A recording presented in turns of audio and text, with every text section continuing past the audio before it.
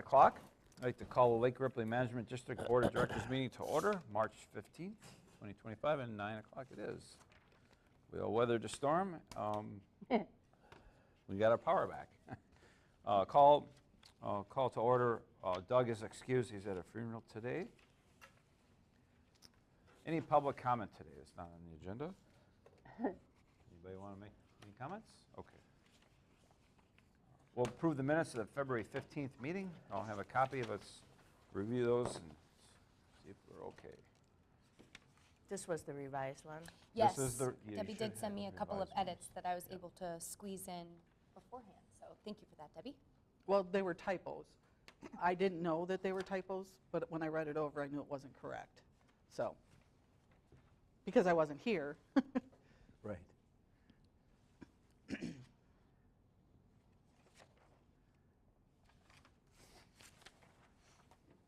I'll make a motion to approve the February 15th minutes. Okay, Steve's made a motion to approve the minutes. Is there a second?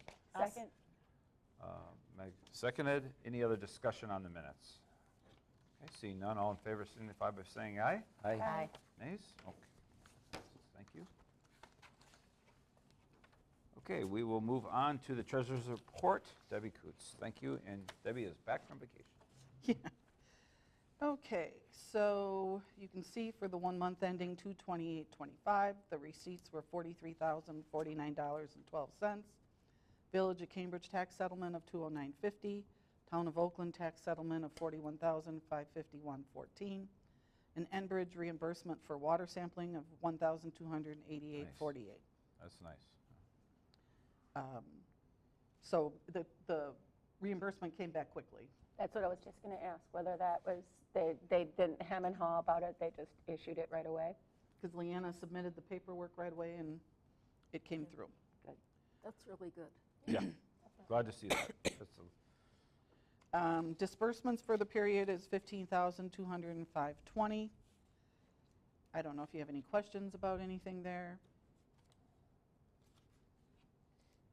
The Rock Lake paint, apparently when they were repairing the truck, they broke the windshield broke, so that's what that cost was for, just in case you were wondering. Yeah, it's just an extra $225. As they did the paint repair, they had to remove the windshield to get all the rust that wrapped in a little bit, and then upon removing it, could have been compromised before or not, but as it removed, it broke, so we had a new windshield put in. And that's on the Enbridge truck, donation white truck. Yep. The Yes. Silverado? The Silverado Chevy, yeah. That's all repaired, and that repair looks good, so they did a good job. Just, so you are informed that that work was done on the truck. And I don't know, everything else I think is explanatory. So petty cash is 50, the checking account has 253,548.60. And you can see the two CDs.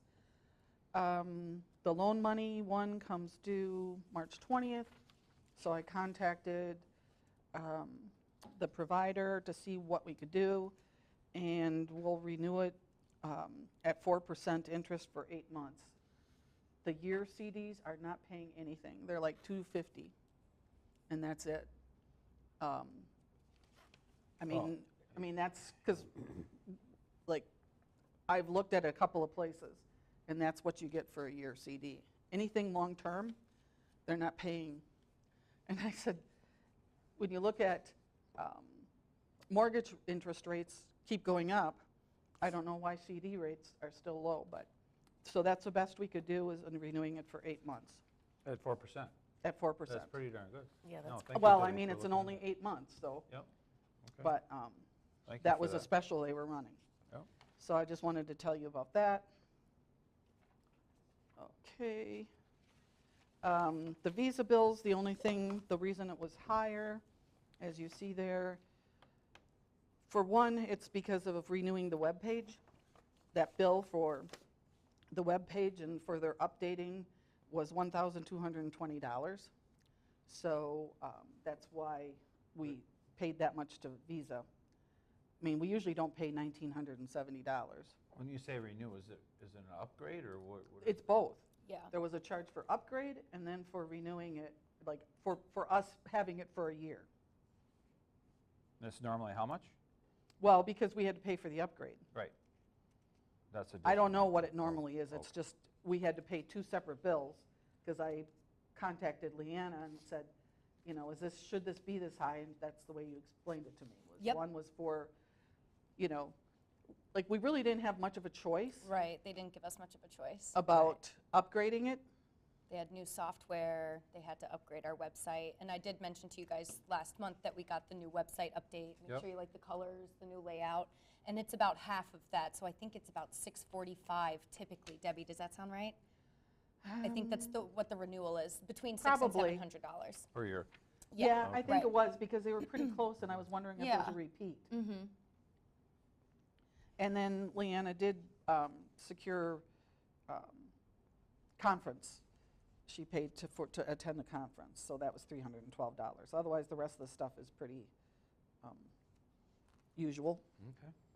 I don't know if you have any questions about that.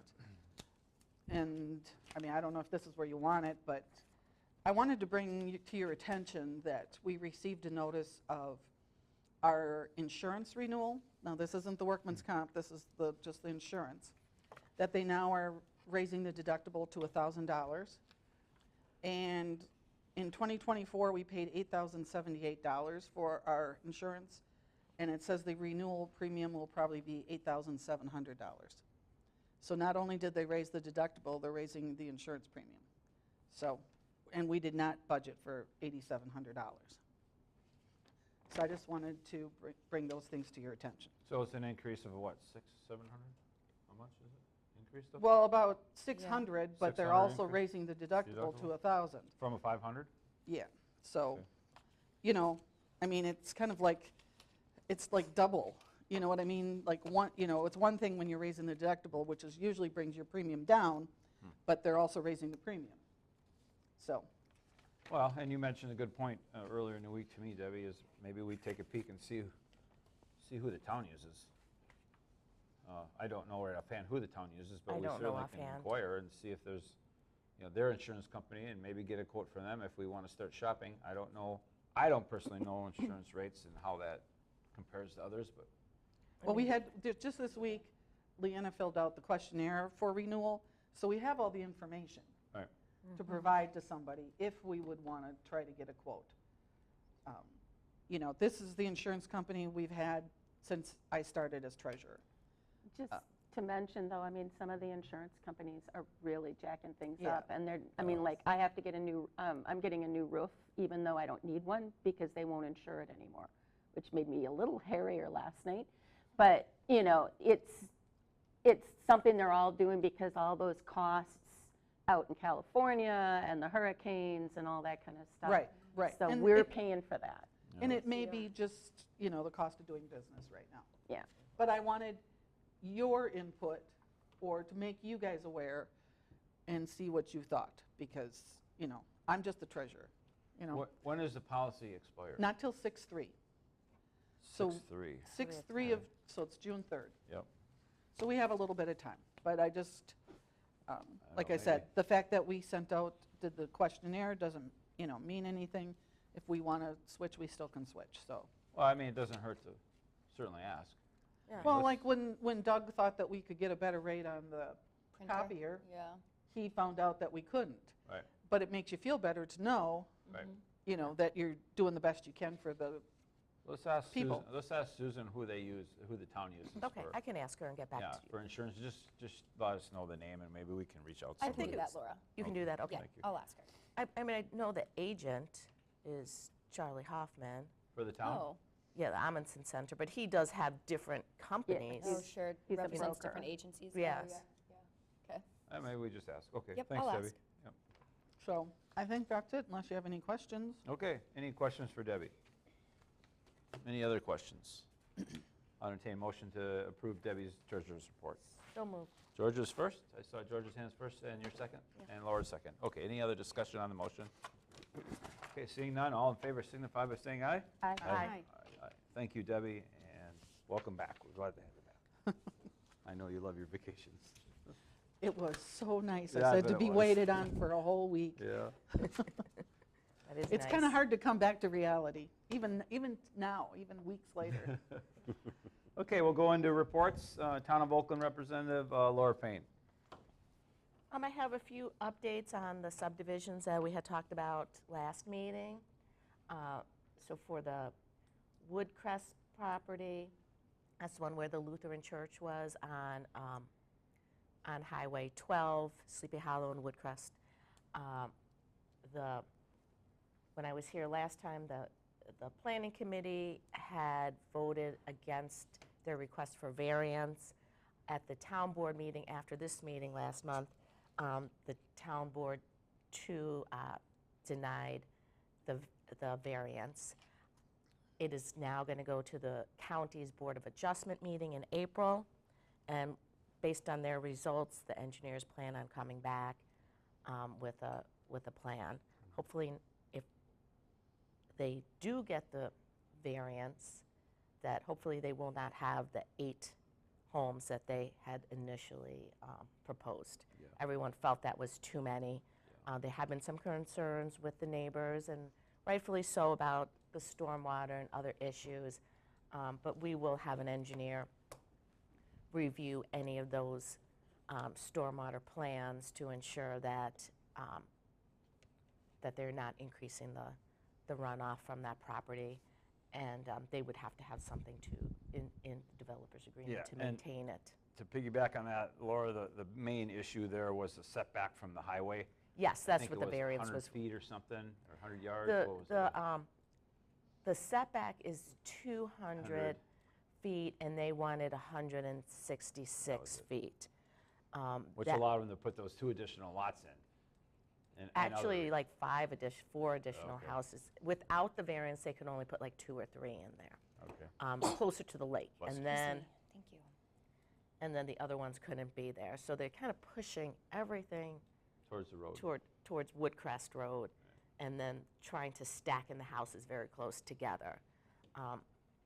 So the neighbors did have concerns about that. So we'll just have to wait and see what the Board of Adjustment says, and then we will go from there, and I'll keep you updated on that. It was a while ago, I believe in the fall, we talked about the 7-acre property that is by, I'm sorry, it's early. Shore Place? Shore Place. The access point would be on 18. They have not been granted an access onto 18, but another stumbling block is the sewer connection. And they would need an easement from one of the neighbors in Shore Place to come down their property and connect to the main line on West Shore Place Road. But they have not received it. The sanitary district has said they've applied for just one connection going out on 18. So it looks like they're just going to have a house there, just one house. And they won't have the subdivision with the 12, they had proposed 12 houses. How will they get out if they can't get an access onto 18? They couldn't. Those So are the if two. they put one house on there, they, Oh, they have a driveway. oh, okay. They have a driveway permit. They just would have to go to the DOT to get like a street access gotcha. point. Yeah. So it looks like we don't have to worry about that, because there were a lot of concerns with Yeah. stormwater going down to Shore Place because it was up on the hill, sliding right down. A lot of subdivisions. So the last one is the Didion property that's just right on the other side of A here. 2 years ago they received preliminary plat approval. They came back this fall, so 2 years later, with another plan not to include the multifamily in the second or third phase of the subdivision development. They just felt that wasn't economically feasible, I guess, for them.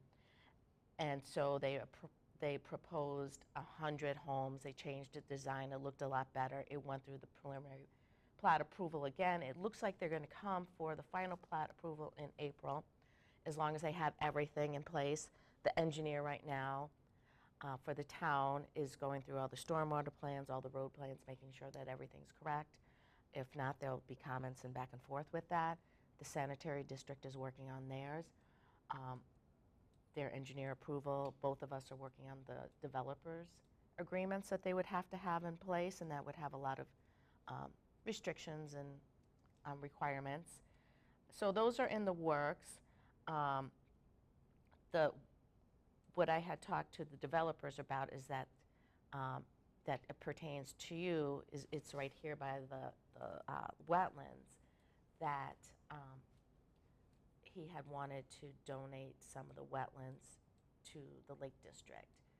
So part of their final plat approval and coming to request that will be the Lake District's decision whether they want to accept that donation. So that's something that he will need to reach out to you soon. I had already told him that. So you should start thinking about what you would like with that. Leanna might want to go into that more later about the details, but that's something to think about.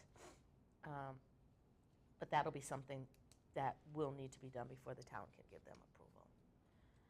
Does anyone have any questions about those? Just a general question, and I don't know if it's for you or for Leanna, but when you guys talk about that, will there be something in that plat design to kind of protect whatever wetlands they donate so that you don't have just a rush of stuff coming off people's roofs and everything else? It's not going to be their stormwater control system, it's an actual wetland.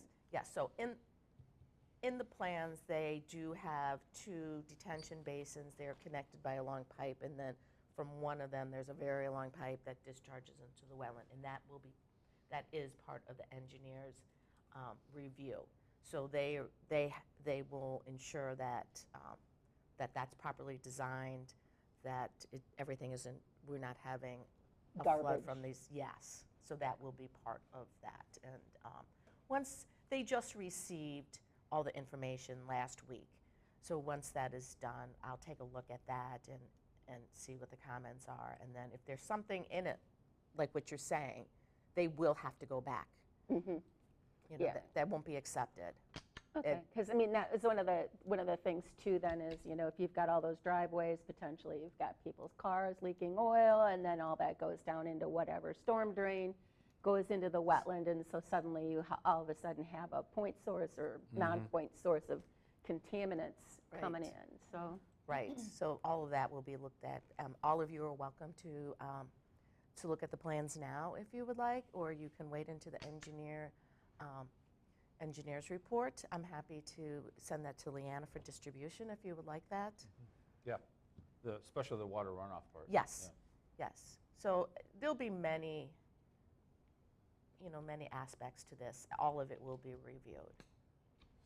And I do want to mention that during the Land Acquisition Committee, us 3 did bring up all of those concerns. Yep. We were concerned about stormwater runoff, we were concerned about potential trails being put in there, the maintenance of that, the cost to the district.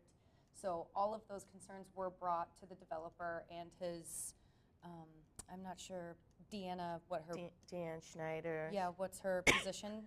Their engineer, I suppose, Well, right? she's not the engineer. Okay. She's more of the real estate person helping with the layout and marketing and so forth. And they have Quam engineers Okay, that are doing the design. That's a newer engineer for this redesign that they started and brought to us in the fall. They had somebody else previously. So I think the design, from what I see, I wasn't involved, of course, a couple of years ago, but it looks a lot better. And they do have the 2 ponds. I have not looked at it personally, but when I get the engineers back, I'll be able to review and ask any questions of them. The other item that Quam also addressed was the entrance onto that. The county did have requirements of that entrance that had not been addressed. So I told them that we needed to meet with the county about that. So there is going to be a turn lane, a passing lane, just more safety guards for that entrance and exit into the subdivision. They did purchase a piece of property on this side of the road in order to get all of those lanes in. The right-of-way that's existing now was not wide enough. So that has been addressed too, which is, I think is an important aspect of this as well. Especially in light of the accident last week, you know, the amount of Extra traffic. extra traffic. Yes, yes, that is a concern. I did call the county and engineer, and Meg did as well. And we don't have the report yet about exactly what happened, so there'll be more clarity with that. There is a traffic safety meeting that will be held in April. It's a quarterly meeting. I've been going to those about 18 anyway, just further up on Hope Lake Road. I've been involved with trying to get that traffic study and reduce speed limit for many years now. So they have the traffic study, but last quarter they did not hadn't have any reviewed it information. yet. They hadn't reviewed it yet.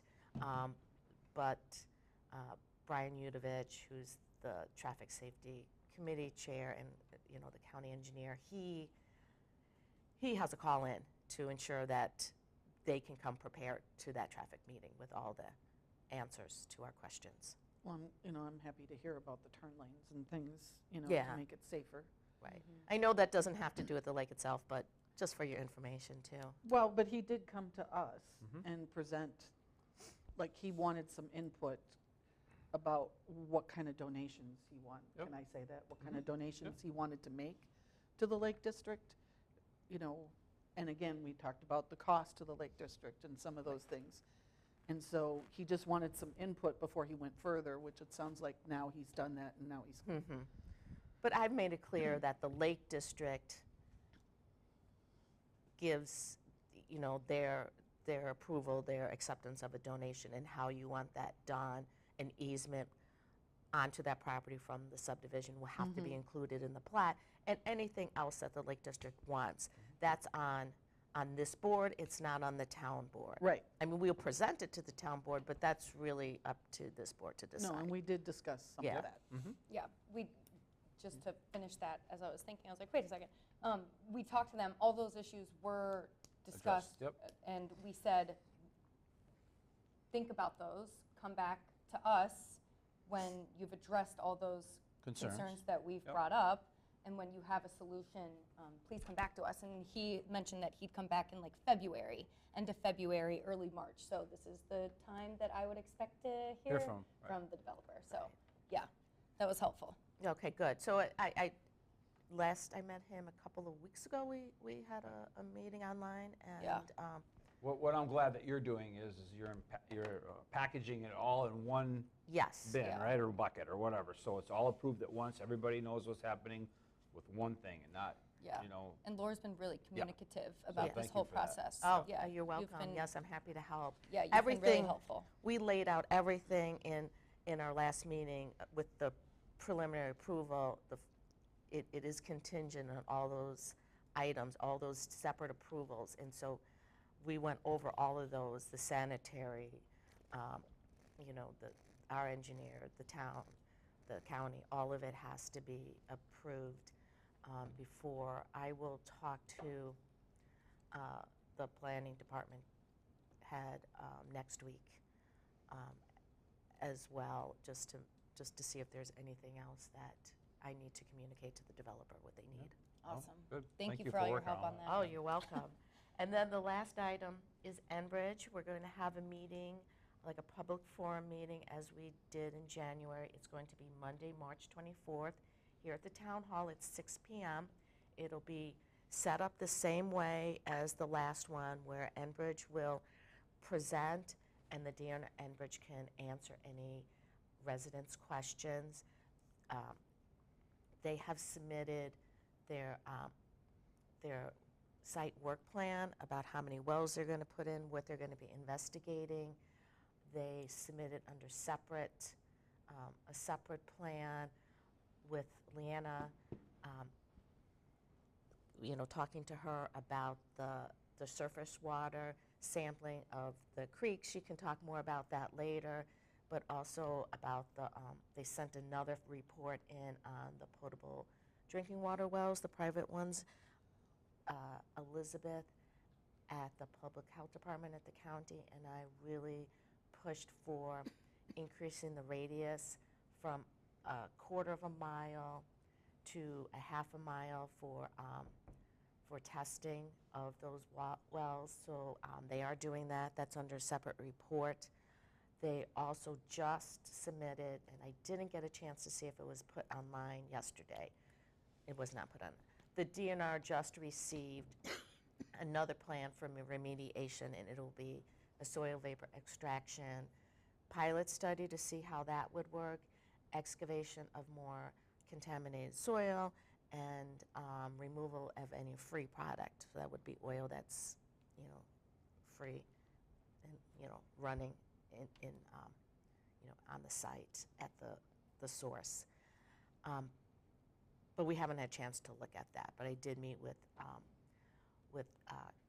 Caroline Rice at the DNR last week. They do have some comments for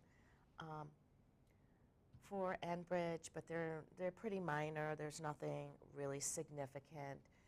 So I think that'll be worked out just fine, and I think then they'll be able to come to this meeting on the 24th and be able to answer everybody's questions.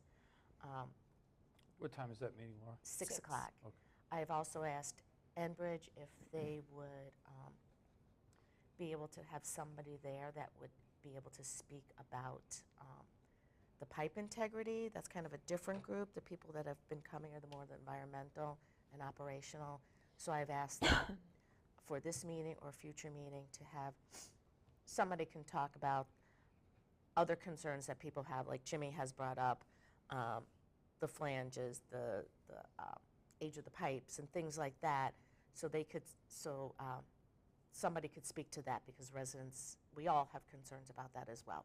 So I've asked that of them. I got to think about this too, but is it worth asking our legal counsel to be there for that meeting?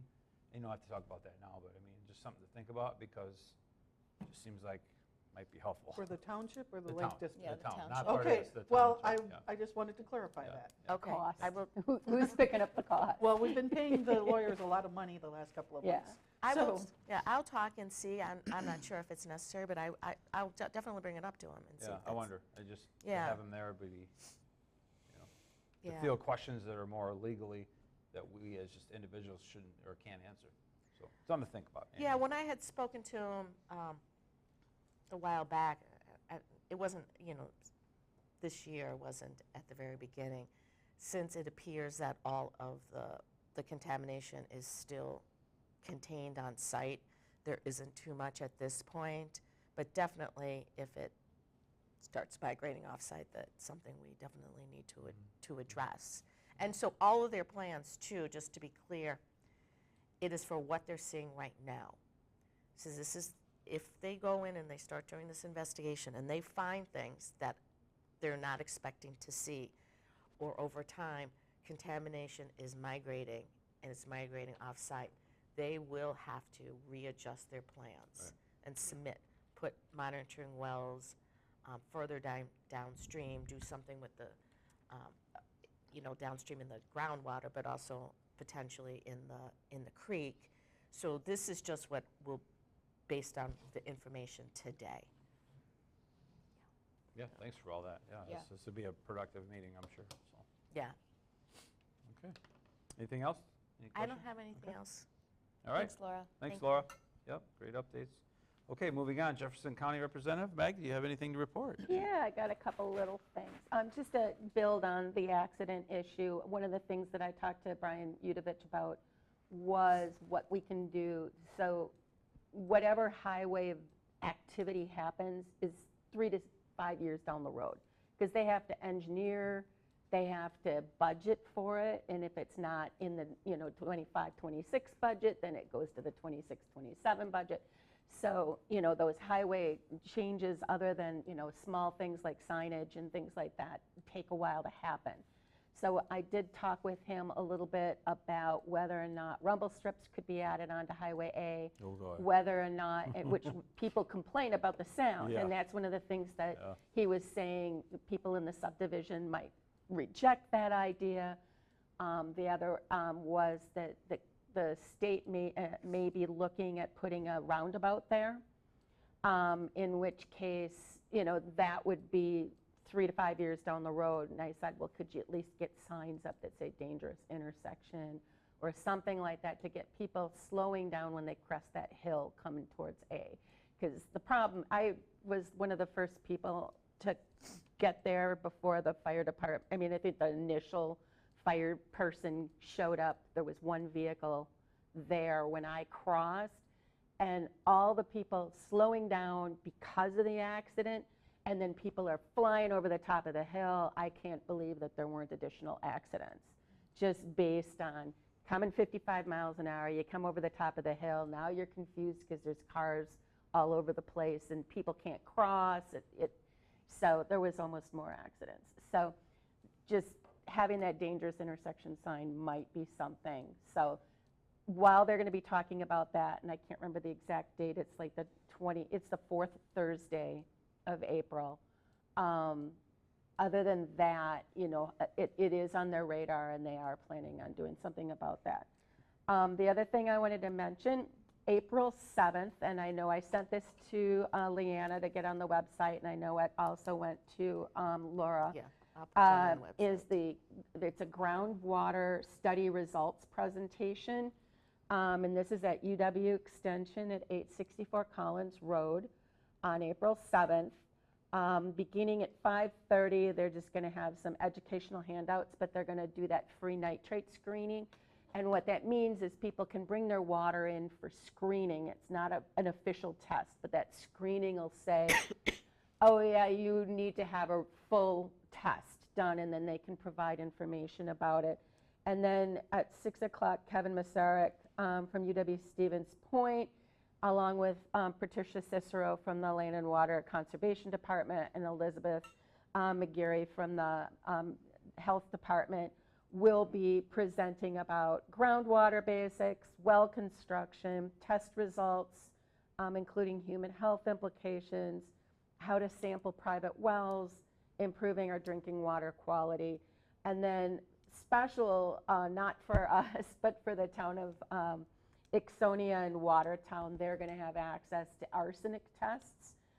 There is reason for us to be sure that we're testing for some of those as well, but those areas showed high levels of arsenic in their water.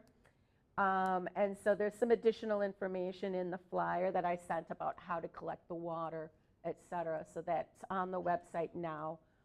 So that's something for people to check out. The only other thing was that I did attend a conference. This was the Land and Water Conference, Land plus Water. And they are the people that serve all of the generally like county conservation staff and members of the land and water conservation committees, which are required by the state. And they do lobbying, and I've kind of mentioned some of the lobbying that they've done before.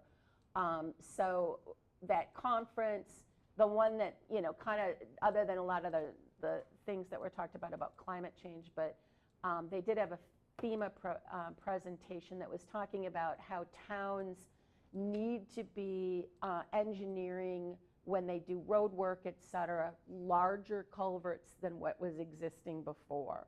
And that this has been a problem. People are placing them too high so that water drops down and can carve out too much.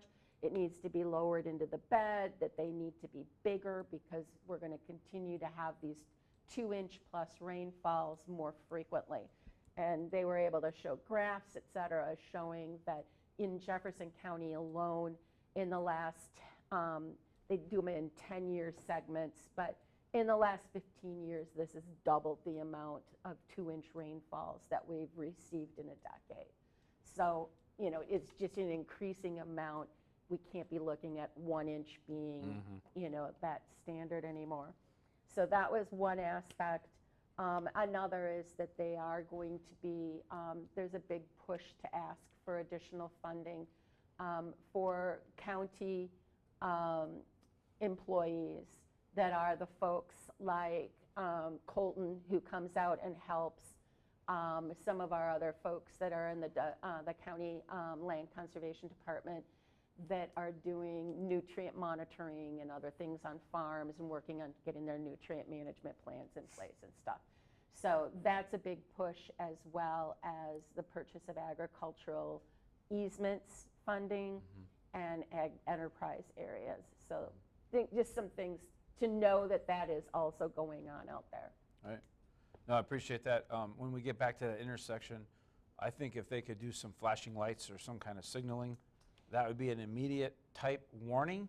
Rumble strips, I'd never hear anything good about them. Yeah. I would try to direct them away from rumble strips. When I asked him about flashing signs, the county is actually concerned they've had some problems with thefts of stop signs, which, as you know, the theft of a stop sign is like almost, is really bad. But they found that the flashing signs are something that people have gravitated to for that. What we've found that worked is if the flashing sign, and then if it shows your speed also. Okay. Like the ones on Ripley Road that show your speed. So if it's a flashing sign and it shows your speed, the intersection bad or whatever, however you can word them, that might be helpful. But try to steer away from rumble strips. Yeah, I might ask. But that's him just to- a cheap. Yeah, well, and one of the things that they're looking at, I think, out at that Hope Lake Road is to have that as a center line thing, you know, where they're going to have that rumbling there plus some grooving in the pavement to try to help cut down on sliding, but that to kind of help remind people that they're crossing a center line, et cetera, type rumbles. So, but I mean, I know that, you know, he was like leery to put in a rumble strip because people will complain about the noise it Oh, it'll be makes. constant. Yeah. Do you think the sheriff's department will be putting any extra officers out there? We hadn't talked about that. I know they're communicating with the sheriff department about Yeah. this, but I haven't talked to Sheriff Mays. I think they don't have the reason, oh, I'm sorry. Could they reduce the speed limit at that intersection? Well, we've asked, Just- and this is 'cause they something do that that other Laura and I places. have both been talking to them about, and what, you know, we initially brought to the Highway Commission was a request to lower the speed limit up to A. Right. They said, well, I don't know about that, you know, and then, so we backed up and said, well, at least up to to Wolf Road, because then you're past the double curbs, but there's still that problem with the hill. Yeah. Right. I did mention to Brian that if they do something like a roundabout there, maybe part of that engineering would be to lower that hill a little bit so that people aren't coming into that intersection, cresting a hill at 55 and only have, you know, a short distance to slow down if somebody's turning. Part of the problem too with, as you go down, it's down the hill, I think most of you go onto Wolf, and turning, you have to slow down and people get impatient. So many times they want to pass you, but you're at that bottom of the hill and it's steep and short. So there are times when I see it, it's like, oh boy, this could be an accident right here. So I think it's in, you know, both ways that this hill is a real problem. Yeah. And I know it takes a lot to cut those hills down. Yes. But, you know, if they're already engineering and having to bring fill and things like that in order to do a roundabout, that might be a consideration. But it's something that could be brought up at that highway commission meeting. Like I said, if they do something with that, we'd be looking at, they wouldn't be on the radar for 3 to 5 years. I mean, they approved doing a roundabout at, I think that's Highway W, Oak Park Road on Highway 12 over there by Union Corners, I think it's called, to go to Deerfield.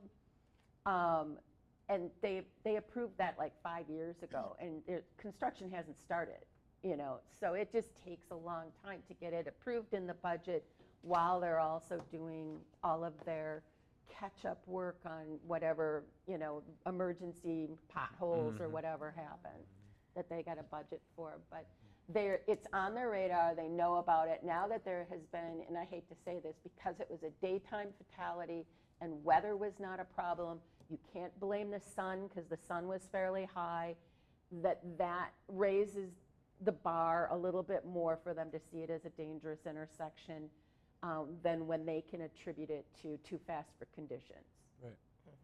Yeah, that's important. And we won't know anything. And the other thing about it being until the next meeting is we won't have the forensic results from the accident where they've interviewed any witnesses and talked to the truck driver to find out what exactly happened. I mean, they know, What they've been told is that the driver stopped and then entered the intersection. And, you know, we'll probably never know whether or not that person was just distracted or didn't, you know, looked one way but forgot to look back the other way again before going. We'll probably never know. But, you know, what we can find out, how fast was the semi going, you know? But, you know, if you got a semi and you crest that hill, you don't have a whole lot of time to slow down if you're a big rig like that. You can't stop on a dime, No. No, not with that kind of weight. no.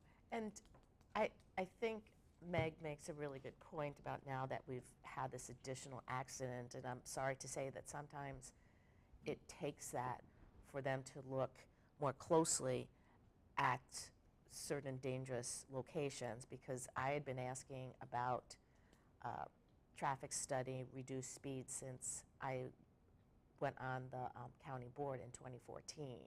And it wasn't until last year when there was another fatality at Hope Lake Road that they were willing to do it. So, you know, it's a very unfortunate thing, of course, but if it at least gets them to start looking at this more carefully. And the other thing is, once it starts getting, and this was something Brian also brought up, once it starts getting in the news, it raises the bar a little bit, because now there's pressure put on them. And so it was on Channel 15. Yeah. I know I think it was in some other media as well. The accident was mentioned, but Channel 15 came out and actually interviewed people. And that kind of attention then raises it as well, because it puts pressure on the DOT to do something. Yeah.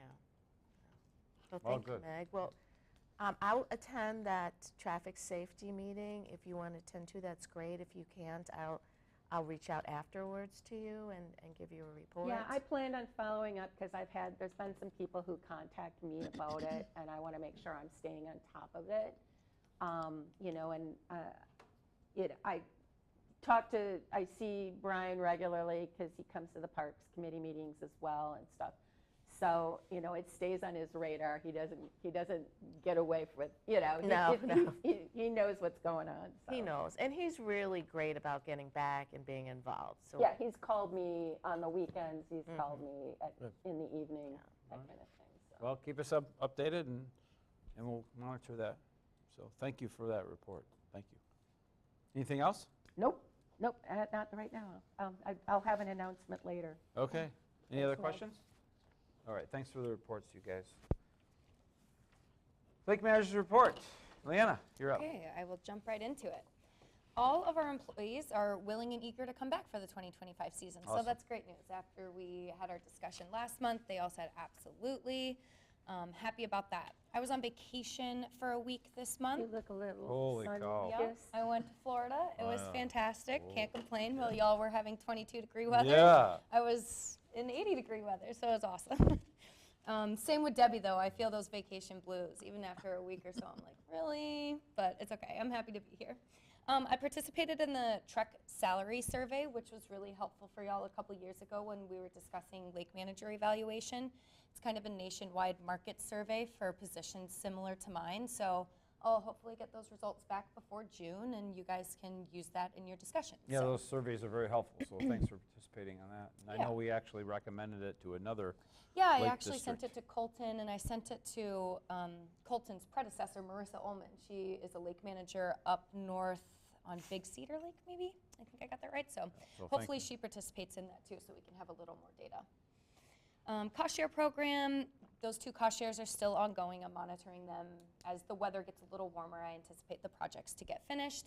But the Agricole native plant sale has started, and I've been getting a bunch of orders actually. So make sure you get your order in. If you would like to put any native plants, make sure you remind your neighbors. It's really good for some shoreline buffers. If your buffer, rain garden looks a little weak or there's some weeds in it, now's a good time to plant 5 or 10 plants in there for a really discounted price. So encourage your friends and neighbors to do that.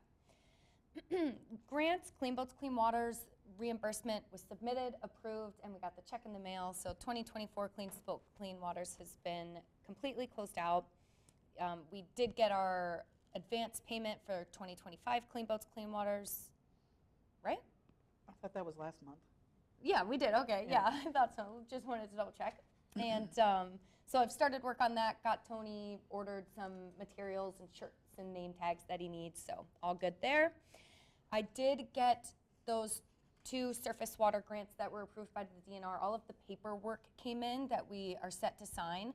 I'm just gonna wait until next week because technically the start date isn't until 3/15. So any work I do before then, I can't be reimbursed for. So I'm gonna hold off until Monday and then I can fill the things out and get them sent over to the DNR. But those are exciting. That's gonna be a lot of work this summer.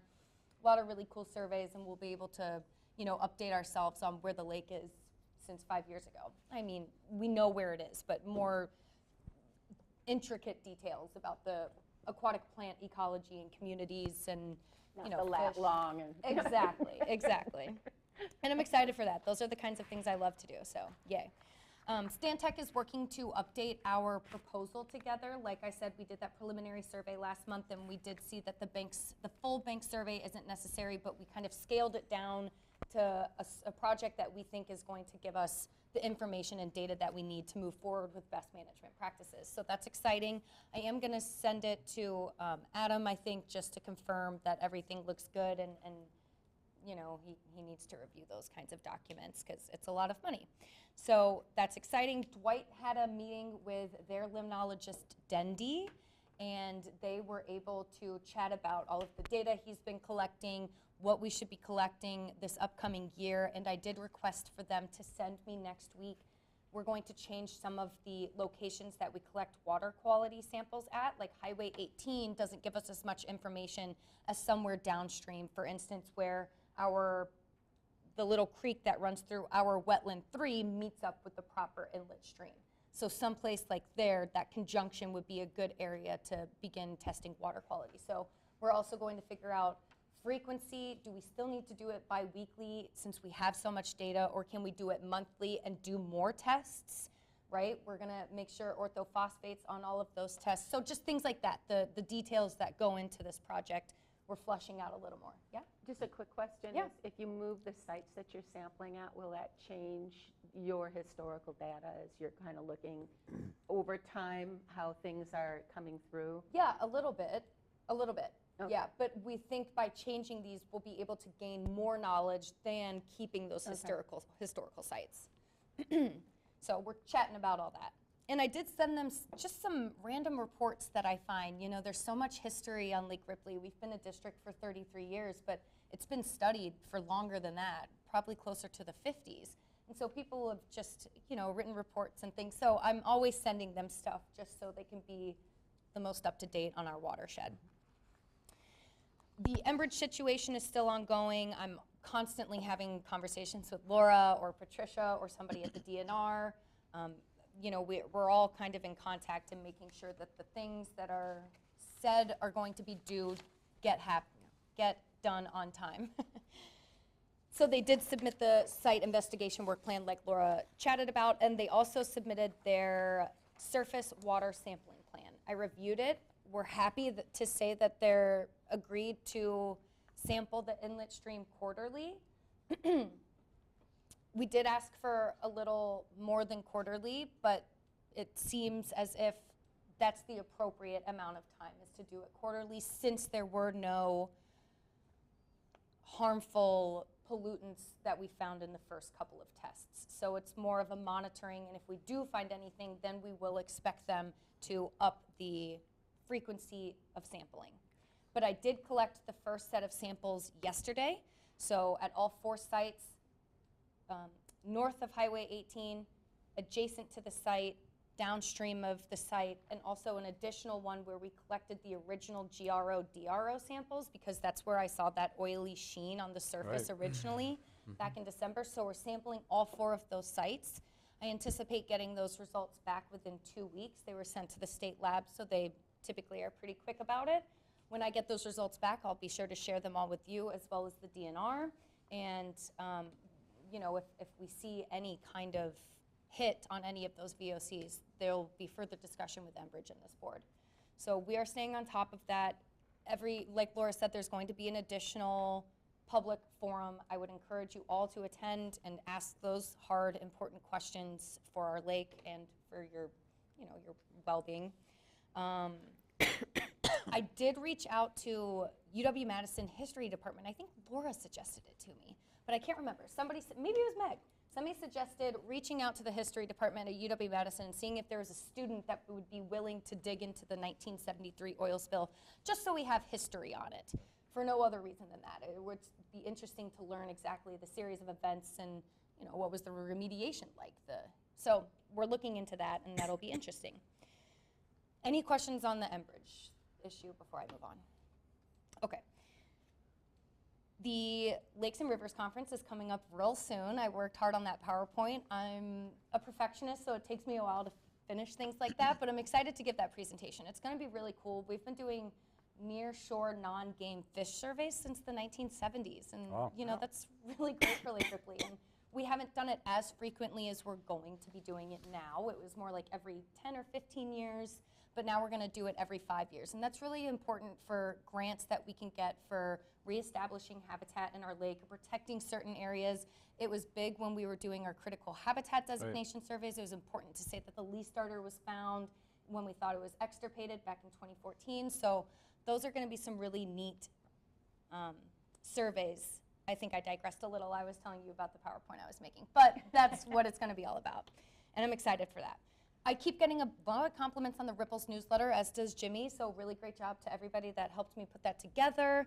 I'm proud of that one, so glad that people are liking it. Yeah, a lot of great comments. Like I say, I circulate these downtown Cambridge, and people come up to me quite often and say, that's the best thing that we have to read. So thank you, everybody, for all your work on that, and Doug especially, that's not here today, but everybody puts a lot of work into that. Definitely. We're going to be discussing the burn bids shortly, so I won't go into too much detail there, plus that's pretty self-explanatory. Laura touched on the Woodcrest potential development. I also got an inquiry from a resident about that. I was on vacation when she emailed me, so I do plan on getting back to her this week, but you know, those homeowners are concerned and want to make sure if a development does go in that it's being done responsibly. So Oakland Hills subdivision, those stormwater plans and the permits from the DNR were approved, and I was confused about that since the plan hasn't been officially approved by the county. But so it goes, as I've heard, but I haven't heard directly from the stormwater engineer. I'm hoping he calls me back next week. What I found out, I think, though, is when those plans get submitted to the DNR, they have a certain amount of time to respond with that information. If that all looks good, they issue the permit. If what is said in that plan that was submitted looks good, they issue it. If there were to be any updates to that plan, that has to then be sent to the DNR and a revised permit will be issued. So that's what I understand the process to be. If I hear any differently, I'll update you guys next month. Again, I'm waiting for Dan to give me a call back, and he'll be able to tell me exactly why he issued the permit and what the process is. So The town engineer has that permit. I gave that to them. Oh, great. So they are aware that they will need to review that, and if, I don't know how much change was made to their plan between the final and, you know, when it was submitted to the DNR. So the engineer will look at that, and I'll get back to you once I hear what they say about it. Perfect, thank you. So yeah, you can see my running list of priorities. It's been a busy month, but a quick month. I feel like we were just here, and things are ramping up quickly. Getting things ready for the summer season is always a lot of work, so looking forward to it. Yeah, thank you, Leanna. Any questions for Leanna? Okay, seeing none, we'll move on to new business. All right, let's talk about the Memorial Day Parade discussion. As you may remember, every year we decide at this meeting if we want to participate in the Memorial Day Parade. We usually bring our weed harvester, our trucks, and hand out lots of stuff. Meg, you were with us last year. Georgia, you were there. And we were out of candy. And, all the candy. I tell you, it's a really neat event. Everybody seems really excited to see that weed harvester going through downtown Cambridge. It's quite a spectacle, to be honest with you. So I do recommend that we continue to do that if indeed we have enough volunteers that want to do it. And I should mention that during our weed harvesting meeting with the guys, we asked all of them if they would be willing to participate in the parade as they did last year, and they all said yes. So that's great. Richard can drive the harvester, Jim and Leo can walk beside it, Jimmy will be participating. I think Meg did it last year. So if And anybody wants, who drives the truck? Tom Hensel drives, Hen- yep. okay. So if anybody wants to participate, let us know. Is that something we want to participate again? Would Yeah, you I want to think put it'd a be great. dollar limit on it? What I do is I charge it to account 957 for information and education. Okay. So I don't, How much money do we need for the parade? More than we got for the candy More than last year? Yeah. Yeah, I How much don't did you have that spend number last year? off the Okay, top we'll of get my it to head. you. I mean, I don't, there is some there are extra funds in that account because we budget for the full amount, even though Doug's able to print it for free. So we budget more there just in case he can't continue to do that. So For the there are ripples, some yeah. funds there, but there should be a limit, shouldn't there? You aren't going to spend $1,000 is what, I don't, yeah. You know what I'm candy's more saying? expensive, but I don't think, we're looking at $1,000 worth of candy. Yeah, I mean, okay, so if you want to talk about expenses, let's just make sure everything's covered. Do we pay our employees, or is it totally volunteer? I think So- we pay them. So we pay our employees to decorate the harvester in the truck, so they Yep. got to come out here and do that, so there's an expense there. There's an expense to do the event on the Sunday or Monday. And then the candy to pass out. So I don't know if we actually put a full cost to the whole thing, including salary or wages, but if you want that, we could try to do that. But Or I think she maybe meant materials. you mean just candy, or what yeah, do I you was mean? thinking about candy because the cost of, because Tom does not charge us. From what I remember, he did not. He did it as a That is volunteer. correct. I have him sign a volunteer He signs the waiver if waiver. he Yeah, did that's right. not So- submit a bill. So it's just the employees, and I don't know, I know, again, I should have looked this up, I guess, but we paid Richard for getting the weed harvester ready. I don't remember if we paid them for participating in the, I would think so. so I can't remember. I just remember there was some charges for him, like power wash, cleaning it up and getting it ready. Yeah, he hangs all the signs. And I would say probably $300 worth of materials. I think I couldn't have spent more than $150 last year, but we ran out of candy in that first block, so Yeah. I need to double or triple the amount of candy I'm getting. So maybe I'll even go to Costco and get like some bulk candy or something. Okay. I'll look into it. But maybe $300 sounds reasonable? We start with that and we'll Neglect, see. not including the Because salaries. you and were the- ordering and it from Amazon? Yep, I ordered Swedish fish because I And thought yeah. it was cute. And, That's what we used before. Yeah, they work good, the fish, yeah. Yeah, And but are we Costco might still, be, yeah, I think I'll get something from Costco. Does 300 sound? are we Oh, still enough? attaching the fish to cards from Well, I just- DNR? You know, I was thinking about that. I have so many extra ripples from all the years previous that I thought instead of attaching the AIS cards, aquatic invasive species, so Eurasian water milfoil, curly pondweed, I might attach them to old ripples. What do y'all think of that? The only problem with big that and would bulky. be just the bulk of it, and that. Trying and to that hand 'em out, yeah. You're gonna have, I'd like fold them kind of like a trifold and then staple a piece of candy to it, so it's kind of, it'd kind of be like this. yeah. And I then I'd don't stack know. them and we'd have them in canvas bags. I just have so many old ripples.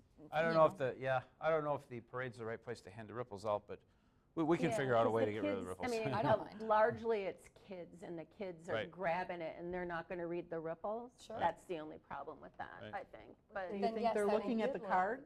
About Hopefully. the invasive species? Hopefully. hopefully. So then it'd be, the aquatic invasive species cards. Actually, I think I get those for free. I think You the DNR should get Yeah, I those for think free. those come for free. Can So I you think we can do it for 300? That's my best guess, not looking at my expenses from last year. I can't imagine candy would be more than $300. Well, let's start with 300. If we need more, we'll I guess I'll figure come it out. back. Okay. Does 300 sound okay? Yep, Sure. I think that sounds All right, good. I'll entertain a motion. Somebody want to make Okay, a I'll motion move a motion that we spend $300 for candy for the Memorial Day Parade and participate? in- and participation. Okay, there's a motion. Is there a second? I'll second it. Steve seconded it. Okay, any other discussion on the Memorial Day Parade? All right, seeing none, all in favor signify by saying aye. Aye. All right, thank you, everybody.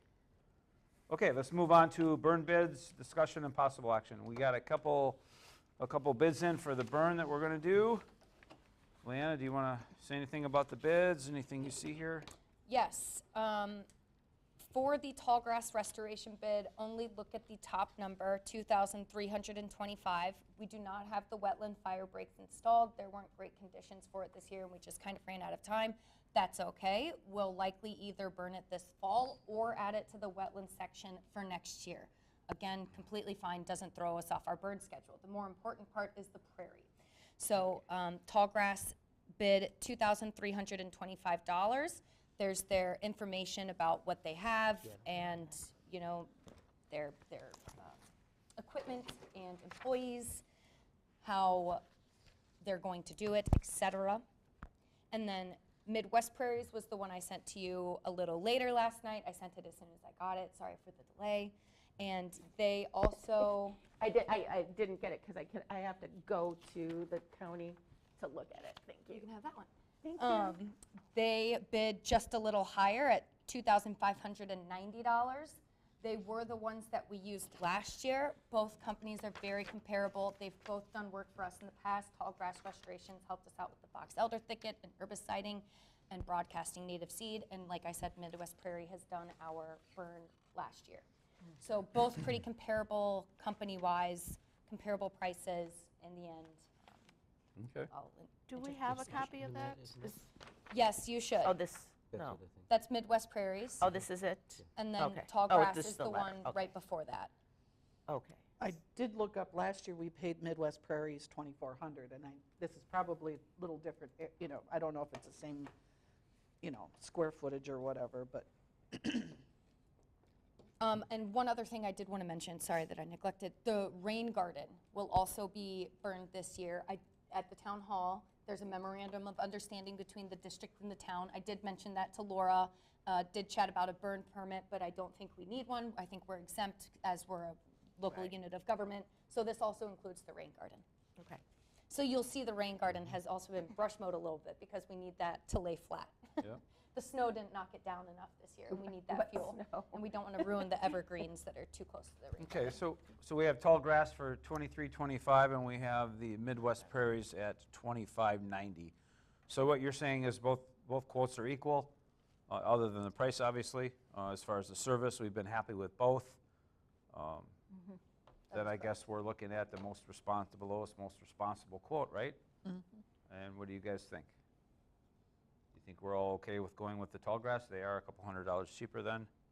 Yeah, if they meet the requirements, I think that's what we should be doing. Okay. Yeah. Do you feel No, comfortable? I got an email. It's in We've my used them email. both I just before. can't Okay. access it If you'd until I like a get. physical copy, you're more than welcome to keep it.